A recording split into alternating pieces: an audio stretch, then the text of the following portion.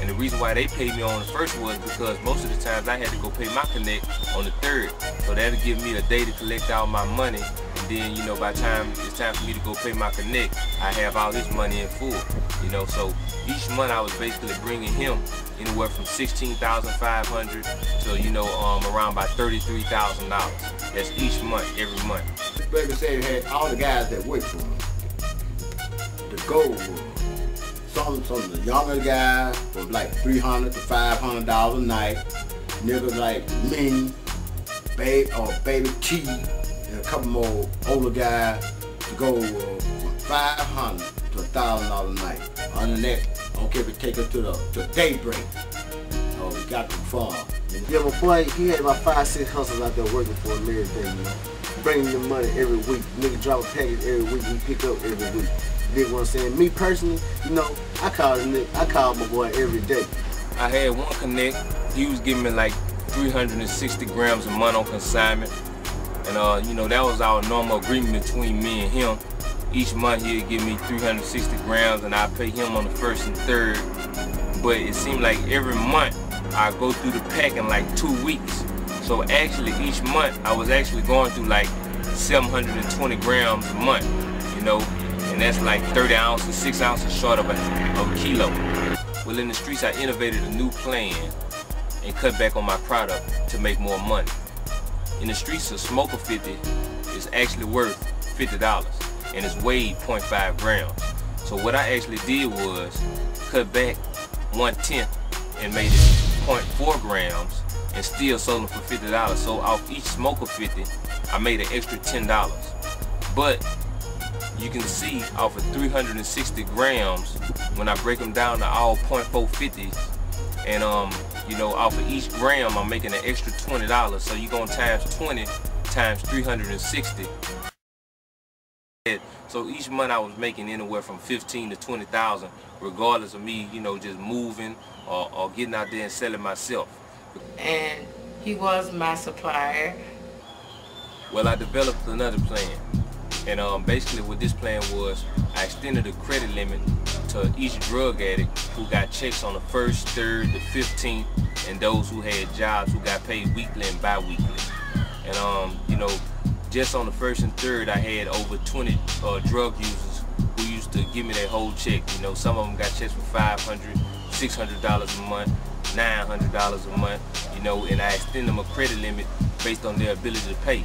So the way I looked at it was, if I had 20 drug users and each one of them, you know, gave me $500 each month, that was $10,000 a month without me even doing that. And that was just based on the credit plan.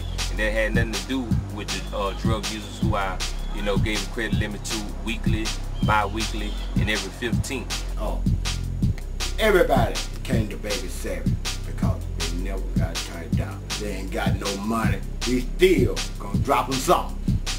That's right. They always came.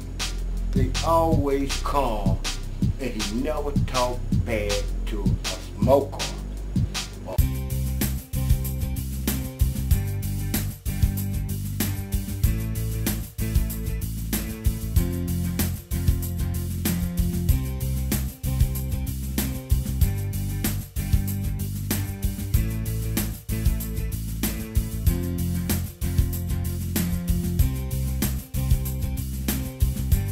I had a cash checking place in Mansfield where I take all of them to. You know, what I did was basically I got all of them to sign up at this cash checking place, so you know, it made it easier for me. So on the 1st and 3rd, I didn't have to go looking for all of them and you know, go around trying to search for them.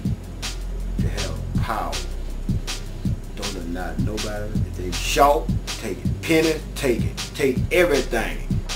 I mean, in the streets, you know, to a lot of people who I had a credit limit to, I charge them interest on the credit limit, and then when they come to me, you know, they might not have anything really, but I'd be like, what you got in your pocket? And they might say, man, I ain't got nothing but $2.60. So I say, well, give me that, you know, and that'll be the interest on whatever they're getting from me. Plus, they still owe me interest.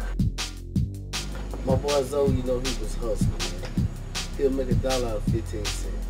If a dude spend $300 with you every Friday, or come every week, through the week, $50, $60, you pay your bills. They pay your bills for you. Okay, you don't have to work, just sit your ass back. Just say you got 10 to 20 people do that. Now when they come back broke, want some more credit, I always ask them what they got in their pocket. Okay, what we did. Some had 30 cents, 3 pennies. And guess what? We took everything, give them a whole 20 or whatever. Sometimes you know, big shake thing, you just give them dope. Then every cent they get, with them, like they come back later on with $1, $2, you still get a dime. A lot of niggas would turn down $2 or $3. Me, you know what I'm saying? Shit, I wanted everything. Penny, dime, stuff like that in there. $2. Then we took it to the bank one day. I said, please time to cash all that shit in. Don't put it in the bank, but you know where you're gonna put it at. They cashed that in, you know, I think it came up close to $8,000. That's a lot of money just for taking everything. Like people think a lot of these drug dealers right now, you got some change. They don't want it. I don't want that change.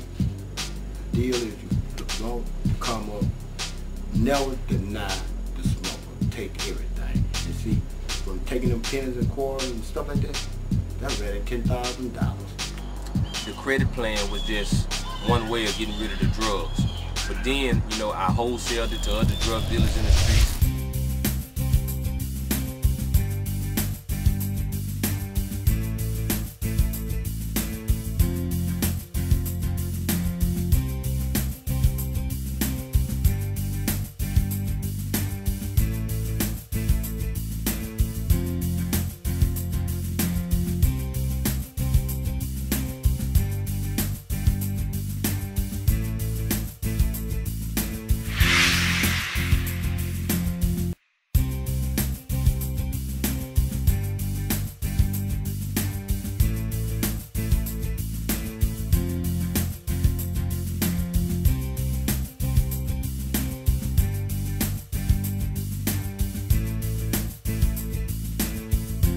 The money was rolling like that.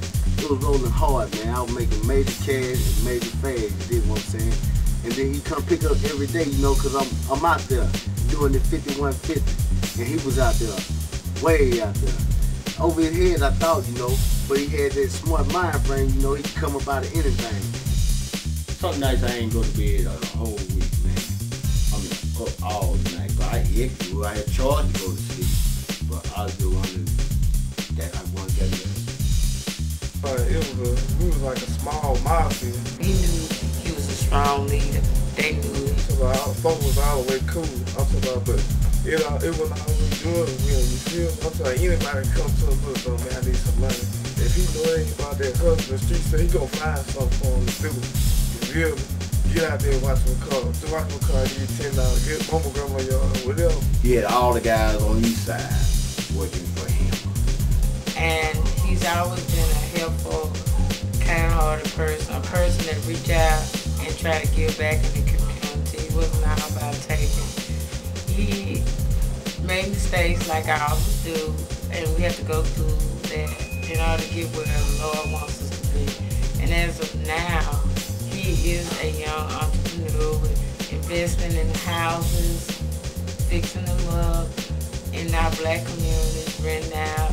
If you needed help, he was there for you to give you a helping hand financially or with a word of advice. You know, because I dealt with a lot of people. I was the type of person, you know, I tried to show love to everybody in the streets no matter what you did. If you didn't sell drugs, then I had something else for you to do. You know, I'd give you some work, you know, mow a yard, help me paint a house, different type of things of that nature to make money.